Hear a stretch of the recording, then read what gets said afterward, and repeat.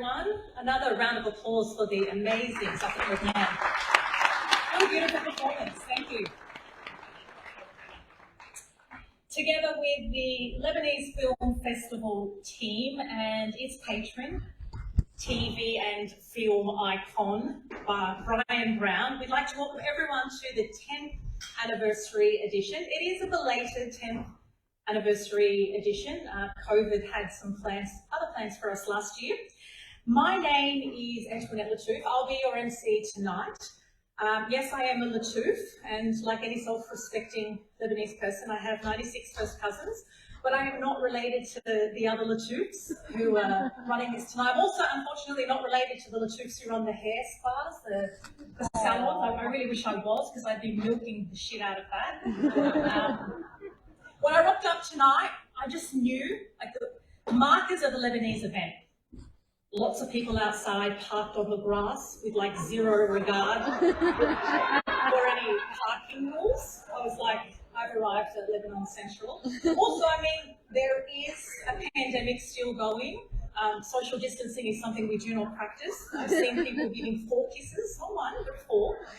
So feeling very, very at home and very excited that we're all here together and we get to celebrate Lebanese film, Lebanese culture, and to be able to tell our own stories, because for too long in this country we have had the narrative about who it is to be Australian, Lebanese Australian, or Lebanese told by somebody else. And so I love that this festival celebrates our storytelling and our arts and our culture.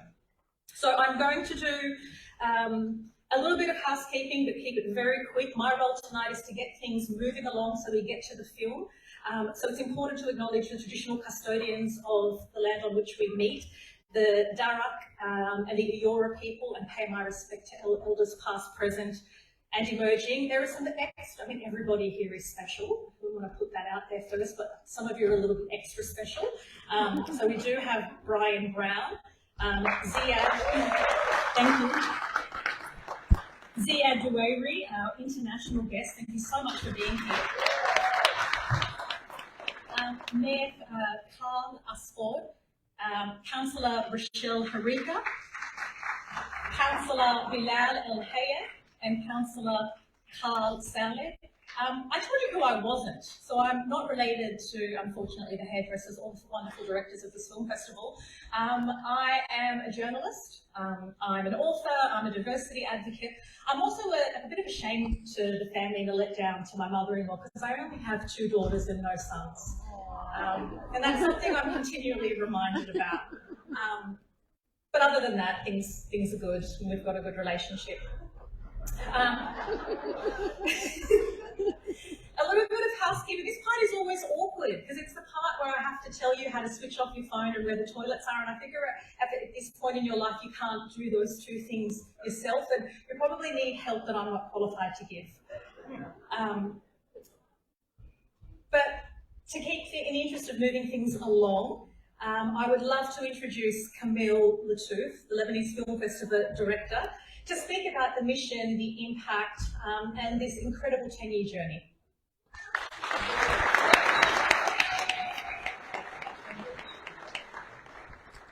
Thank you, Antoinette. I'm joined today by Daniel. So Daniel's 6. This is my son. When we started 10 years ago, he wasn't around. But he's been working hard over the last few years, comes out with me on weekends. We drop off, flyers and program cards at cafes. So he does do the hard yards, and we're hoping he'll be a committee member in 12, 13 years' time.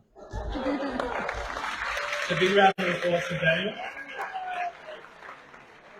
And unlike Antoinette, I do have a son, so it's a little bit easier. Also, there is a big council contingent here, so we heard about the illegally parked cars. I will disclaimer, I do work at council as well, so it's probably a good time to get out there and sort that out. But look, 10 years ago, I was standing in front of a Lebanese dinner. We were launching the first LFF. And there's a much smaller crowd. It was the first time. We didn't know how it was going to pan out. But 10 years on, here we are. Things are good. We've come out of a pandemic, but we're back, and we want to keep growing. And we really appreciate that we've all come out. I know it's been a difficult time, And, COVID is still around, there is still challenges, but the fact that you're all here really means a lot to us and the team, so thank you. But why did we start? So 11 years ago, me and my fellow co-founders saw all of these great Lebanese films being produced, and we weren't a part of it. We kind of got FOMO. That they were being shown in the US and in Canada and in Europe, and we're so far away not being able to, there was no platform for these films to be shown. And they really do tell you different stories. When you grow up and hear about Lebanon from your family, you hear one perspective, but when you see it on film and you're hearing contemporary stories, it really does make a difference. So we really wanted to share that with the community in Australia. And that was that was really the key driver for us starting this festival 10 years ago, to tell the stories that are happening in Lebanon and to tell the stories of Lebanese around the world, whether it be in Australia or Canada or wherever the Lebanese are, they're everywhere, but they're telling really interesting stories and stories that resonate with all of us today. The second reason why we started the festival was we're really proud Canterbury Bankstown locals. I think all of the team, bar one or two, live in Canterbury Bankstown, and we're passionate about bringing us to this area and really celebrating who we are as a community. We're part of the community. We have a lot to say, and we have a lot to share. We have a great culture and great hospitality.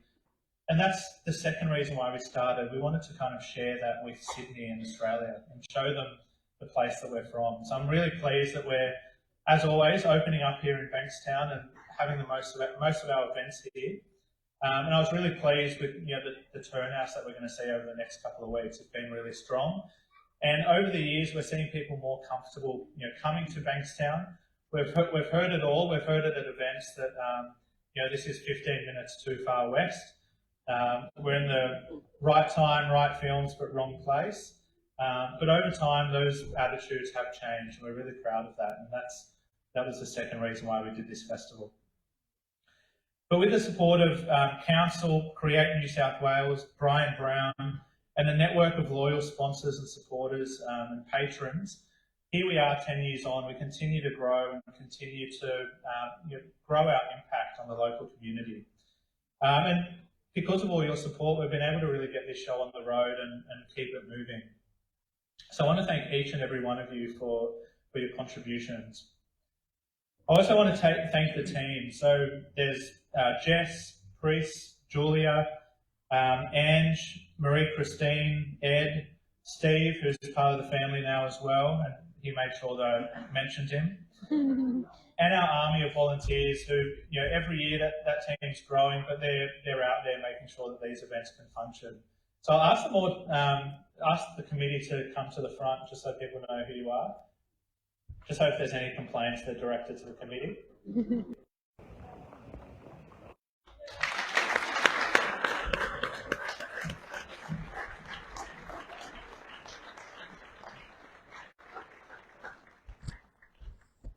So here they are. So these guys are blood, sweat and tears to make this event happen. There's lots of long nights. This is our de facto committee member, Sophia, who was also hitting the pavements a couple of weeks ago. But these guys they're doing long hours. They've all got their own things to do. This is a passion project for all of us. And to put this on is no easy feat. So a big congratulations and shout out to this great bunch of people here.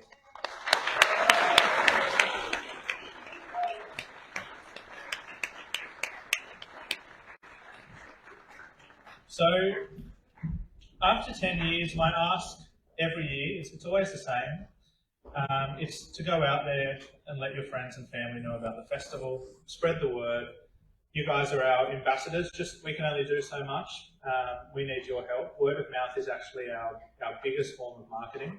So if each of you go out there and let just one other person know about the festival, you're doing us a huge favour. So your contribution to the festival does mean the world to us, just the fact that you're here and telling people about it. It helps us bring the world of Lebanon to Bankstown as well. So thank you very much.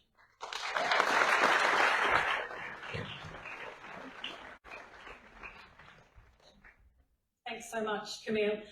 The event wouldn't be possible and certainly wouldn't have lasted and grown the way it has over the past decade if it weren't for the sponsors and the partners of the course. So thank you very much for your money I'm sure the film festival is always happy to take more. And Julia Latouf, the co-founder of the Lebanese Film Festival, has a few words to say about those important partnerships.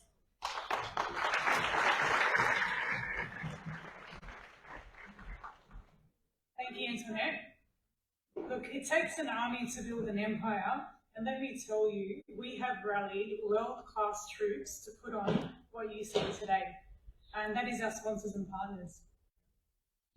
To all of you, our sponsors and partners, thank you for your relentless support. Thank you for your encouragement. Thank you for your kindness and generosity. This event really wouldn't be where it is today if it weren't for you. Thank you, Sophia. These are incredible businesses, brands and leaders committed to the cause and committed to connecting with their communities. Through their funding, through their endless time, working with us late nights, early mornings, and truly going above and beyond to help us deliver a world-class experience. These businesses include City of Canterbury, Bankstown, Create New South Wales, JSN Hannah, Zafed Lebanon, Benjamin and Kuri, Data's Food Co, Azaria, Panavision, J Productions, Spark FX, DKM Blue, Tribeca, A&D Cleaning Services and Carpet Cleaning, Pepe Saya, Handycam Services, Hair by Tony Said, Lights Camera 360, Makeup by Shay Jatani, Bankstown Sports, Lady Banks, Mercure Sydney Bankstown, Gibran Group consisting of Gibran Lebanese Cuisine, RG, and also Kingsdale Wines, Bankstown Central, Iconic Media Group, Christopher George Photography, Salt Al Had, MySat, Oz Arab Media, the Lebanese Australian, and finally, the Australian Lebanese Historical Society.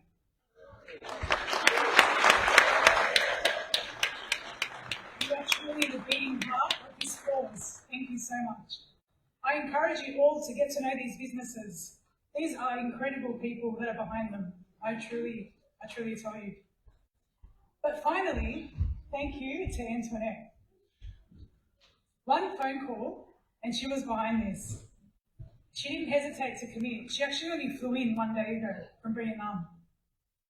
Apart from her incredible work, she's actually just recently released her book, How to Lose Friends and Influence White People.